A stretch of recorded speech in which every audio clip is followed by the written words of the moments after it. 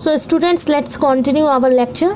अभी हमने आपको बताया कि कॉन्वेक्स लेंस जो होता है वो थिक होता है मिडिल में और थिन होता है एजेस में, और कॉनकेव लेंस थिन होता है मिडिल में और थिक होता है एजेस में।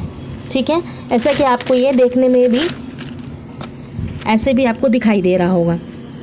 दूसरा देखिएगा, जो हमारा फोर्थ पॉइंट है उसमें हमने लिखा है convex lens are converging lens, they converge parallel rays of light.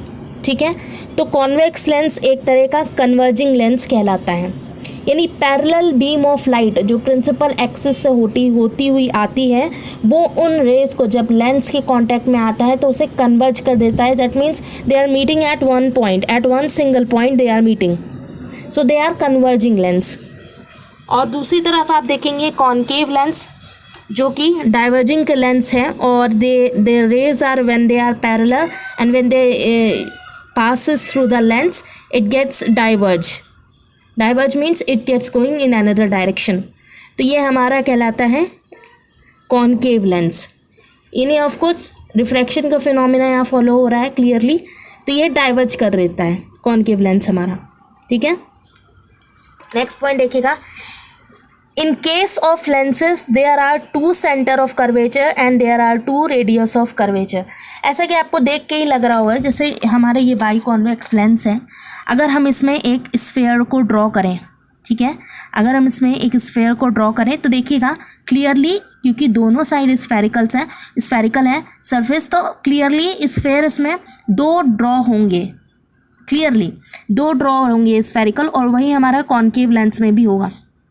तो इमेजिन करिएगा ये हमारा एक कॉन्वेक्स लेंस है, ठीक है, ये हमारा एक कॉन्वेक्स लेंस है और इसके हमने दोनों तरफ एक स्फेयर को ड्रॉ कर दिया है। ठीक है, जैसे कि हमने मिरर में भी पढ़ा था, बट उसमें सेंटर ऑफ कर्वेचर और रेडियस ऑफ कर्वेचर सिर्फ एक था। ठीक है, इसमें दो होंगे, ये इंपॉर्टेंट है, ये याद रखिएगा। और इस स्फेयर का जो सेंटर है, जैसे कि मैंने आपको बताया, वो सेंटर ऑफ कर्वेचर है। ठीक है, वो सेंटर ऑफ कर्वेचर है। और जो line joining the centres of the two spheres, ठीक है, when the line joining the centres of the two sphere of lens, it is called as this is called as principal axis, this is called as the principal axis. ठीक है, और ये हमारा radius हो जाएगा sphere का, यानी R1 और R2, ये हमारा रेडियस हो जाएगा। इसमें हमने ड्रॉ किया है, ये देखिए नीचे हमने ड्रॉ किया है, ये हमारा देखिए एक R2 का रेडियस और ये हमारा R1 का रेडियस, जो कि दूसरे स्फेयर से होता हुआ जा रहा है। ठीक है, तो दो रेडियस ऑफ कर्वेचर हो गए, और दो सेंटर ऑफ कर्वेचर, और दो रेडियस ऑफ कर्वेचर।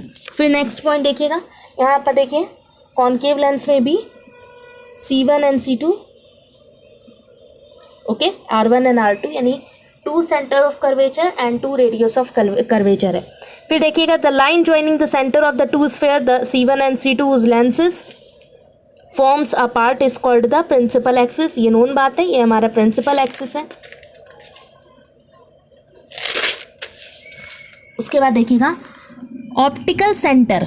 अब देखिए किसी भी हमारे लेंस में ऑप्टिकल सेंटर किसे कहते हैं? Optical centre is the point on the principal axis such that a ray passing through it does not undergo any deviation, okay, that is they are undeviated, it lies inside on surface और outside the lens।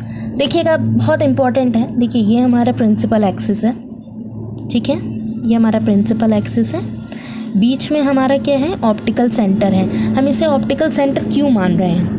इसको हम optical centre इसलिए मान रहे हैं कि जो rays हैं वो जब पास आउट हो रही है ना लेंस के थ्रू, तो वो अनडेविएटेड है। अनडेविएटेड का मतलब क्या होता है कि वो किसी भी तरह से एक रिफ्रैक्शन का फिनोमिना नहीं फॉलो कर रही हैं। मीन्स ऐसा नहीं है कि रेज़ ऐसे आ रही हैं और ऐसे चली गई,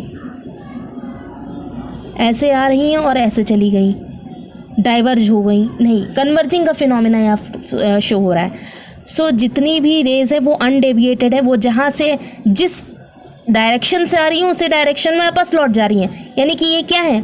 ये है अनडेविएशन, ये है अनडेविएटेड पाथ। ठीक है, ये हमारा अनडेविएटेड पाथ। इसी तरीके से देखिए